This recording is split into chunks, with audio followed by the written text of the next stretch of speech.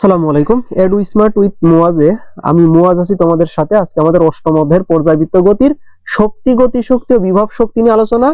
আমি তোমাদের কথা দিচ্ছি, তোমরা অনেক সময় দেখো যে এই শক্তি, গতি শক্তি, বিভব শক্তির অনেকগুলা সূত্র, আসলেই অনেকগুলো সূত্র আছে, এতগুলো সূত্র মনে থাকে না কখন কেমনে কি। আমি তোমাকে কথা দিচ্ছি, আজ এই ভিডিওটা তুমি যদি সম্পূর্ণ দেখো, আজকের পর থেকে তুমি নিজে নিজে সবগুলো সূত্র এবং সবগুলো শক্তির সূত্র তুমি নিজে নিজেই বলতে পারবা, নিজে নিজেই বের করতে পারবা, যদি তুমি মনোযোগ সহকারে দেখো। আর যদি না পারো তাহলে আমি আজকের পর থেকে এটা আর কাউকে পড়াবো না, শুধু মনোযোগ দিয়ে একটু দেখো। আচ্ছা, প্রথমে আমরা বলবো যে বিভব শক্তি কি নিয়ে, বিভব শক্তি নিয়ে আলোচনা করবো, একটু মনোযোগ দিয়ে দেখো। আচ্ছা, মনে করো একটা স্প্রিং, হ্যাঁ, তো স্প্রিং এ তুমি একটা মনে করো একটা টান দিলা, একটা বল প্রয়োগ করলা, বল প্রয়োগ করার ফলে এর একটু সরণ হলো, এক্স পরিমাণ সরণ হয়েছে, হ্যাঁ, এক্স পরিমাণ সরণ হয়েছে। আচ্ছা, এখন একটা জিনিস বলো তো, একটা স্প্রিং এর উপর বল প্রয়োগ করলে আমরা কি করি, একটা কাজ করি, তাই না, একটা কাজ। তো স্প্রিং এর উপর যে আমরা যে কাজটা করি বা এই কাজটা স্প্রিং এর কিন্তু ভিতরে যেই পরিমাণ, দেখো স্প্রিং এর এইভাবে টান দেওয়ার ফলে স্প্রিং এর ভিতরে কি জমা হয়, একটা বিভব শক্তি জমা হয় বা একটা স্থিতি শক্তি জমা হয়, এটা তো জানো। তো আমরা স্প্রিং এর টান দেওয়ার ফলে স্প্রিং এর যে সরণ ঘটে, এই সরণ ঘটার ফলে আমরা কিন্তু একটা কাজ করি। সেই কাজটা কি, সেই কাজটা হচ্ছে বল গুণ সরণ, হ্যাঁ, এফ ইন্টু এস। তো যেহেতু স্প্রিং এর বলটা হচ্ছে পরিবর্তনশীল বল, কারণ তুমি যত টানবে তত বল কিন্তু বাড়ে আর তত সরণ বাড়ে, তুমি প্রত্যেকটা মুহূর্তে বল বাড়াতে হয়, মানে এটা একটা পরিবর্তনশীল বল। আর পরিবর্তনশীল বলের ক্ষেত্রে কৃত কাজ আমরা বের করি কি দিয়ে, ইন্টিগ্রেশন দিয়ে, তাই তো। ইন্টিগ্রেশন করে আমরা দেখি যে স্প্রিং এর ক্ষেত্রে কৃত কাজের সূত্রটা মূলত হয় হচ্ছে হাফ কে এক্স স্কয়ার, মনে আছে, হাফ কে এক্স স্কয়ার। এখন তুমি যখন সব থেকে বেশি পরিমাণ টেনে একদম ধরে রাখবা, তখন স্প্রিং এর উপর তুমি যে কাজ করেছো সেই কাজের মান কি হবে, এই W equal to half K x square, তাই না। এইবার তুমি বলো তো, তুমি যেই পরিমাণ হচ্ছে এই যে কাজ করলা, একে এইভাবে টেনে ধরে রাখতে, এক্স পরিমাণ সরণ করে টেনে ধরে রাখতে, ওই সময় কিন্তু স্প্রিং এর ভিতরে একটা শক্তি জমা হয়, যেটাকে আমরা স্প্রিং এর স্থিতি শক্তি বা স্প্রিং এর বিভব শক্তি বলে থাকি। তো সেই বিভব শক্তিটা বা সেই স্থিতি শক্তিটা এই যে ইপি দিয়ে যদি আমি প্রকাশ করি যে পটেনশিয়াল এনার্জি, তাহলে সেটা কিন্তু আমাদের এই কৃত কাজের সমান, তাই না। তাহলে E P equal to W equal to কত, হাফ কে এক্স স্কয়ার। তাহলে দেখো অলরেডি আমরা বুঝে গেছি যে আমাদের বিভব শক্তি ইপি ইকুয়াল টু কত, E P equal to half K x square. Clear? এইটুক যদি বুঝে থাকো, এখন দেখো অনেক কিছু সহজ হয়ে যাবে। কি সহজ হবে দেখো, সেটা হচ্ছে এই যে এক্স আগে আছে, এক্স এ পড়ে আসি, এই যে কে, কে মানে আমরা কিন্তু শিখে এসেছি অলরেডি যে কে ইকুয়াল টু হচ্ছে M omega square, M omega square. এখন এম কি, এম হচ্ছে কথার কথা তুমি এই স্প্রিং এ বল প্রয়োগ করলা না, কি করলা, মানে একটা ভরের একটা বস্তু ঝুলাই দিলা, এম ভরের একটা বস্তু ঝুলাই দিলা, তো সেইটাও কিন্তু এই স্প্রিং এর উপর বল প্রয়োগ করবে। কি পরিমাণ বল, এফ ইকুয়াল টু যে এম জি পরিমাণ বল, তাই তো। এই যে বস্তুর ভর এম, এইটা হচ্ছে সেই এম, হ্যাঁ। এখন এটা এসব নিয়ে কিন্তু প্রচুর কথা হয়েছে, এসব আরে ব্যাখ্যা করতে চাচ্ছি না, সরাসরি এটা বলি, K equal to M omega square. এখন দেখো তো, তুমি যদি এই কথার কথা তোমার যে উদ্দীপক দেওয়া আছে, সেই উদ্দীপকে কথার কথা বা এই কে এর মান দেওয়া নেই, তাহলে তুমি কথার কথা এই এম এর মান দেওয়া আছে আর ওমেগার মান দেওয়া আছে, তখন তুমি কিভাবে করবা, তখন তুমি আগে একটা কাজ করতে পারো, আগে এই কে ইকুয়াল টু বের করে নিতে পারো, এম ওমেগা স্কয়ার করে বের করে নিয়ে এই সূত্রে বসাইতে পারো। অথবা তুমি যদি চাও যে আমি সূত্র একটু বড় করব, মানে আমি আলাদা একটা সূত্র মুখস্থ রাখবো এর কারণে, যখন কে দেয়া থাকবে না, তো তাহলে তুমি এই কাজটা করতে পারো যে ইপি ইকুয়াল টু কে এর পরিবর্তে কি লিখবে, এই যে কে এর পরিবর্তে লিখবে হচ্ছে half M omega square X square. বুঝতে পারছি সূত্র কেন এতগুলা। এই দেখো, এইটাও একটা সূত্র, আবার এইটাও একটা সূত্র, দুইটা কিন্তু একই জিনিস, খালি কি যখন কে এর মান সরাসরি দেওয়া আছে তুমি এটা ব্যবহার করতে পারবে, আর কে এর মান না দেওয়া থাকলে তুমি আগে কে এর মান যদি এইগুলো দেওয়া থাকে, এম আর ওমেগা দেওয়া থাকে, তাহলে কে এর মান আগে বের করে নিয়ে তারপরে এইখানে বসাবে, তাহলে হবে। আর যদি চাও যে না আমি আলাদা করে সূত্র মুখস্থ করবো, তাহলে কে এর পরিবর্তে যে এইটা মুখস্থ রাখবা, মানে মুখস্থ রাখবা এইটা, জাস্ট ওইখানে কি কে এর মানের পরিবর্তে এম ওমেগা স্কয়ার লিখবে। ক্লিয়ার? আশা করি এইটা একদম ক্লিয়ার। এখন একটা জিনিস খেয়াল করো, সেইটা হচ্ছে যে এই যে E P equal to half K x square, এখন কথার কথা যে কে এর মান দেওয়া আছে, হ্যাঁ, ইপি হচ্ছে কে এর মান দেওয়া আছে, ইপি ইকুয়াল টু হাফ কে, এই কে এর মান দেওয়া আছে, আচ্ছা কে দেওয়া আছে, তাহলে আর তাই এম ওমেগা স্কয়ার লাগতেছে না। এখন কথার কথা সরণ এক্সটা দেওয়া নেই, সরণ এক্স না দিয়ে কথার কথা এই ওমেগা দেওয়া আছে, সময় দেওয়া আছে, তখন তুমি কিন্তু সরণ কিভাবে জানো, যে সরণ x equal to A sine omega t plus হচ্ছে ডেল, মনে আছে সরণ মানে কি, এ sine omega t plus del. তাহলে বলো তো এই যে এক্সটা আছে, এই এক্স এর পরিবর্তে তুমি কি লিখতে পারবা? এই এক্স এর পরিবর্তে তুমি কি লিখতে পারবা বলো তো? এই এক্স এর পরিবর্তে তুমি কিন্তু তখন লিখতে পারবে যে এ sine omega t plus del. হ্যাঁ, তো এখন এক্স এর পরিবর্তে কি আছে? এক্স স্কয়ার আছে, তাহলে তুমি কি লিখবে যে এ সাইন ওমেগা টি প্লাস হচ্ছে কি ডেল, তার উপর কি স্কয়ার। এখন তাহলে তার উপর যদি স্কয়ার থাকে তাহলে ইকুয়াল টু কত হবে? হাফ কে এই স্কয়ার এর যেহেতু এই সাইনের সাথে গুণ আছে তাহলে এর উপর স্কয়ার হবে, এই স্কয়ার, আর স্কয়ারটা সাইনের উপর হবে, তাহলে sine square omega t plus হচ্ছে ডেল। এই যে দেখো, এইটাও কিন্তু একটা সূত্র, মানে মূলত মান কি কি দেওয়া আছে তার উপর নির্ভর করে দেখো সূত্র কয়টা হয়ে গেল? স্থিতি শক্তির 3টা হয়ে গেল। মূলত সূত্র এইটাই। এইটা যদি মনে রাখো তাহলে এই দুইটা তো হচ্ছে তুমি প্রয়োজন অনুসারে বের করে নিতে পারবে।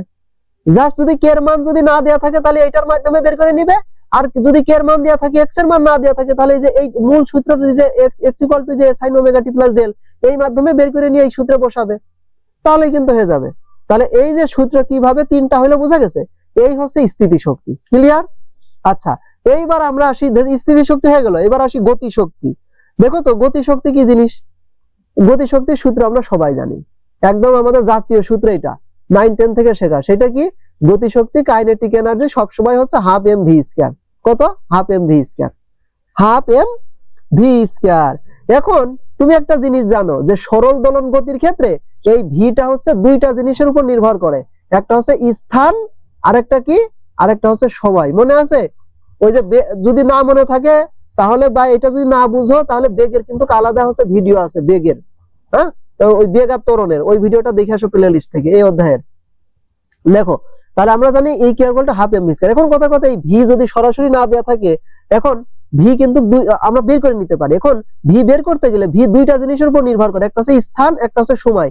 যখন স্থানের উপর নির্ভর করবে তখন বেগের সূত্রটা কি বলতো? মনে আছে? যখন স্থানের উপর নির্ভর করবে, মনে পড়ে কি সেটা? মনে করার ট্রাই করো তো, কমেন্ট করো, মনে করার ট্রাই করো, মনে করার ট্রাই করো। মনে পড়ে? Omega into root over a square minus X square. মনে পড়ে? V equal to omega into হচ্ছে root over a square minus X square. এবার মনে পড়ছে? স্থানের উপর নির্ভর করলে বেগ হয় এত। এইবার তুমি যদি দেখো যে তোমার উদ্দীপকে আছে যে বেগ স্থানের উপর নির্ভর করতেছে, তখন তুমি কি লিখতে পারবা? হাফ, মানে বলে দেয়া থাকবে যে এরকম এরকম। যদি সময় না দেয়া থাকে, যদি এরকম সরণ দেয়া থাকে, তাহলে তার মানে কি? তার মানে বেগ হচ্ছে স্থানের উপর নির্ভর করতেছে। তুমি তখন ওই সরণ দিয়ে এইভাবে করবে।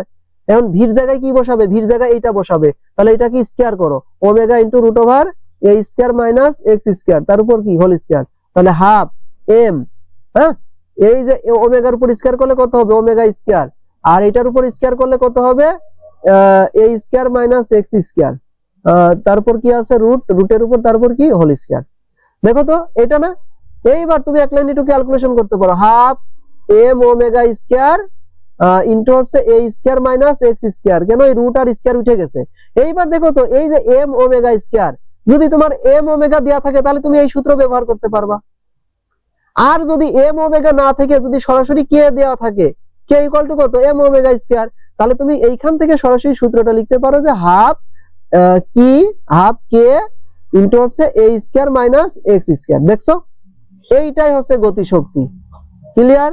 তাহলে এইটাও গতি শক্তি, এইটাও গতি শক্তি, দুইটা একই কথা। এখানে জাস্ট এম ওমেগা লেখা আর এম ওমেগার পরিবর্তে এখানে কে লেখা। এই তাহলে দেখো গতি শক্তির কিন্তু তাহলে তুমি কি দুইটা সূত্র কিন্তু তুমি পেয়ে গেলা, গতি শক্তি দুইটা ভালো ভালো ইয়ে কিন্তু পেয়ে গেলা। এখন তোমাকে আরেকটা জিনিস এইখান থেকে ঘোরাই দিতে পারে, সেইটা হচ্ছে যদি বেগটা স্থানের উপর নির্ভর না করে যদি ইসের উপর নির্ভর করে, সময়ের উপর নির্ভরশীল হয়, সময়ের উপর যদি নির্ভরশীল হয় তাহলে বেগের সূত্র কি মনে আছে? ওই যে যদি সরণকে ডিফারেন্সিয়েট করলে কি পাওয়া যায়? বেগ পাওয়া যায়। তো সময়ের উপর নির্ভর করলে বেগ হয় V equal to A omega cos omega t plus হচ্ছে ডেল। মনে পড়ে? কস ওমেগা টি প্লাস কত? ডেল। এখন আদি দশা যদি 0 হয় তাহলে তো হিসাব আলাদা। এখানে যদি আদি দশা 0 হয় তাহলে জাস্ট হবে এ ওমেগা কস ওমেগা টি, আর আদি দশা যদি 0 না হয় তাহলে তো তোমাকে কস ওমেগা টি বসাতে হবে, তাই না? তো এখন একটা জিনিস খেয়াল করো, এখন যদি ভি সময়ের উপর নির্ভর করে তাহলে ভির মান ওই মূল সূত্রে বসাও, ই কে ইকুয়াল টু কত, equal to half M V square. এখন ভি এইখান থেকে বসাও, যদি না সরাসরি ভি না দেওয়া থাকে তাহলে হাফ এম, এইটার উপর কি হবে স্কয়ার হবে, তাহলে এ ওমেগা কস ওমেগা টি প্লাস হচ্ছে ডেল তার কি, তার উপর হচ্ছে হোল স্কয়ার। আচ্ছা এইবার তুমি কি করো, এইবার তুমি হচ্ছে স্কয়ার করো। আচ্ছা স্কয়ার যদি করো তাহলে দেখো কি হবে, হাফ এম, তাহলে এই স্কয়ার এর উপর দিলে হবে এ স্কয়ার ওমেগা স্কয়ার, আর এই কোজের উপর স্কয়ার করলে কি হবে, কোজের উপর স্কয়ার করলে cause square omega t plus হচ্ছে কত del, cause square omega t plus del. তাহলে দেখো এইভাবে তুমি কিন্তু কি করতে পারবে, বের করতে পারবে। এখন যদি দেখো যে কথার কথা যে এই দেখো এম আর ওমেগা স্কয়ার এই দুইটা যদি দেয়া থাকে, এই দুইটার পরিবর্তে তুমি একবারে কি লিখতে পারো, কে লিখতে পারো, তাহলে হাফ কে আর এ স্কয়ার এখানে বসাই দাও, হাফ কে এ square cause square omega t plus হচ্ছে কত ডেল। দেখছো এইটাও গতিশক্তির সূত্র। তাহলে গতিশক্তির মূল সূত্র কিন্তু একটা, জাস্ট কোন সময় যদি সরণ না দেয়া থাকে, মানে এই যে বেগের ক্ষেত্রে কি সরণ যদি না দেয়া থাকে এইভাবে সরণ বেগ বসায় নিব, স্থানের ক্ষেত্রে নির্ভর করলে এই যে সরণের ক্ষেত্রে এই যে সরণের যে এইটা, তাহলে সরণ এইভাবে বসায় নিয়ে আমি হচ্ছে যে বিভব শক্তি বের করব। আর গতিশক্তির ক্ষেত্রে বেগ যদি না দেয়া থাকে, তাহলে বেগ যদি সরণের উপর নির্ভর করে, সরণ যদি দেয়া থাকে তাহলে এইভাবে বেগ এখানে বসাই দিব, এই যে সূত্র পাবো। আর যদি হচ্ছে যে বেগ সময়ের উপর নির্ভরশীল হয় তাহলে এই সূত্র এখানে বসাই দিব, তাহলে দেখো বেগের এই সূত্র পাবো। বুঝতে পারছি? তাহলে সূত্র যদি তোমার মুখস্থ নাও থাকে, তুমি যদি মূল কনসেপ্টটা যদি জানা থাকে যে মূল সূত্র এইটা, তাহলে জাস্ট ওই যে বেগ যেটা সে যখন যেটা বেগ তখন সেইটা বেগ এখানে বসাই দিবে, তাহলেই দেখবা যে সূত্রগুলো হয়ে যাবে। এই মূলত সূত্র, ঠিক আছে। এইবার আসি যে মোট শক্তি। মোট শক্তি আমরা কিভাবে বের করব?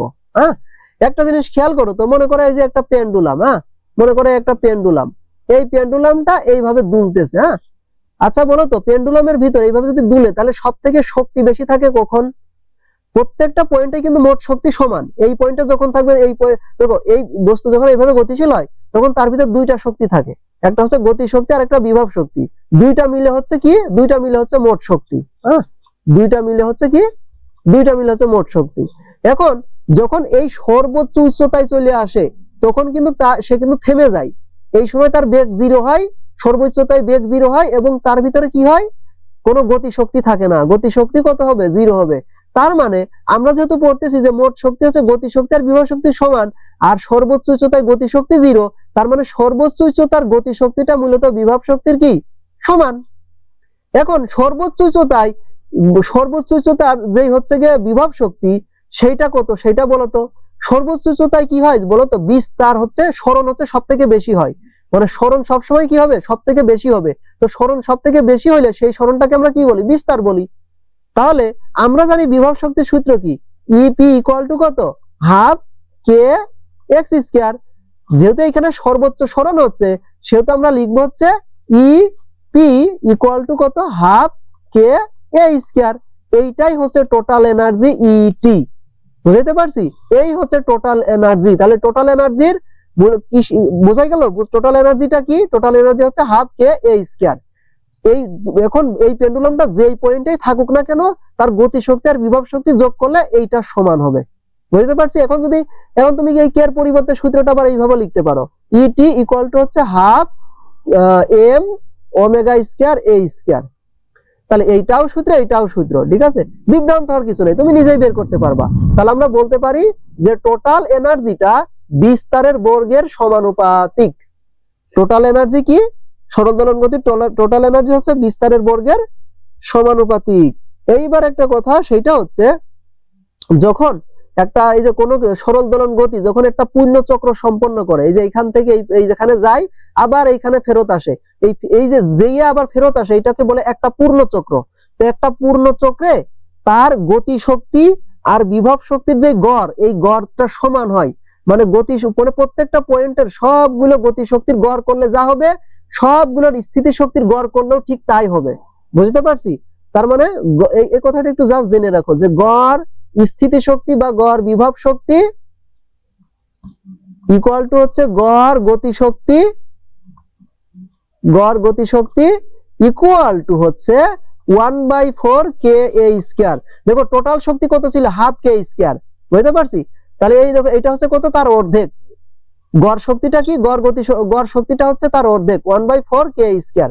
এটা কোন ক্ষেত্রে? একটা পূর্ণ চক্রের ক্ষেত্রে। হ্যাঁ, একটি পূর্ণ চক্রের ক্ষেত্রে, একটি পূর্ণ চক্রের ক্ষেত্রে গড় স্থিতি শক্তি বা গড় গতি শক্তি হচ্ছে 1/4 কে স্কয়ার। ঠিক আছে, কে স্কয়ার। তো এই সমস্ত সূত্র দেখে তোমার বিভ্রান্ত হওয়ার কিছু নেই। এখন তাহলে আমরা বুঝলাম যে, এখন দেখো এই যে মিডল পয়েন্টটা থাকলে কি, এই মিডল পয়েন্টটাকে আমরা সাম্য অবস্থা বলি, আর এই পয়েন্টটাকে আমরা সর্বোচ্চ অবস্থা বলি, সর্বোচ্চ উচ্চতা বলি। সর্বোচ্চ উচ্চতায় বেগ কত? 0। গতি শক্তি কত? 0। হ্যাঁ, আর সাম্য অবস্থায় বেগ সব থেকে বেশি, বেগ হচ্ছে ম্যাক্স। তাহলে এইখানে গতি শক্তি কি হবে? গতি শক্তি ম্যাক্স হবে। আর এইখানে কি? এইখানে উচ্চতা 0, মানে সরণ 0, এই জন্য এইখানে বিভব শক্তি 0। বুঝাইতে পারছি? তাহলে সাম্য অবস্থায় বিভব শক্তি 0 আর সর্বোচ্চ উচ্চতায় গতি শক্তি 0। ঠিক আছে, তাহলে এইগুলো হচ্ছে মনে রাখবে। এইগুলোই ছিল হচ্ছে শক্তির সব ফরমেশন বা সূত্রগুলো। এইগুলো ব্যবহার করে ভার্সিটি অ্যাডমিশনে বা এইচএসসি তে প্রশ্ন আসে। তো তুমি যদি মূল কনসেপ্ট যদি তোমার মাথায় থাকে, তাহলে সূত্রগুলো তুমি নিজেই বিন্যস্ত করতে পারবে না। এতে তো সূত্র দেখে তোমার বিভ্রান্ত হওয়ার কিছু নেই। এখন থেকে শক্তির সূত্র, এই সব শক্তির সূত্র তুমি নিজেই বের করতে পারবা, ভয় পাওয়ার কোনো কারণ নেই। যেটুকু বোঝানোর দরকার সেটুকু বুঝাইছি। আশা করি তোমার সূত্র মুখস্থ করা লাগবে না এবং সব ভয় দূর হয়ে গেছে। তো নেক্সট ক্লাস দেখা হবে সরল দোলন গতির যে পর্যায়কাল, সেটার উপর ভিত্তি করে যে ক্লাসটা হবে সেইটা।